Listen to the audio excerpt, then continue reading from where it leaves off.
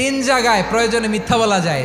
এক নাম্বার, আপনার ওয়াইফকে খুশি করার জন্য, সে একটু এরকম না বলে একটু কৌশল করে বললে খুশি হবে, ওটা বলা যায়। দুই নাম্বার, জীবন মরণের ব্যাপার, যান বাঁচানোর জন্য একটু কৌশল করে ঘুরিয়ে বললেন, এটা জায়েজ। তিন নাম্বার, দুইজন ঝগড়া লাগছে তাদেরকে মিলিয়ে দেওয়ার জন্য কৌশল করে একটু মিথ্যা বলা, ঘুরিয়ে বলা যায়। দুইজনের মধ্যে দেখলেন যে সম্পর্ক খারাপ, একজনরে বললেন, ভাই সে তো ওই দিন আপনার ব্যাপারে অনেক প্রশংসা। কি আমার ব্যাপারে প্রশংসা? কি বললো? এই বললো আপনি নাকি এই করছেন ওই করছেন, অনেক প্রশংসা। লোকটার মন খুশি হয়ে যাবে তার ব্যাপারে, ঠিক কিনা?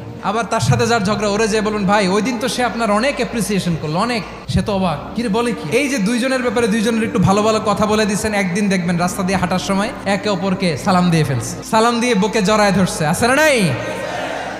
আবার মিলমিশ হয়ে গেছে। কিন্তু আমাদের স্বভাব হইলো, দুই প্রতিবেশী যদি একসাথে বসে একসাথে হাঁটে, দূর থেকে দেখলে আমাদের জ্বলে, আছে না নাই?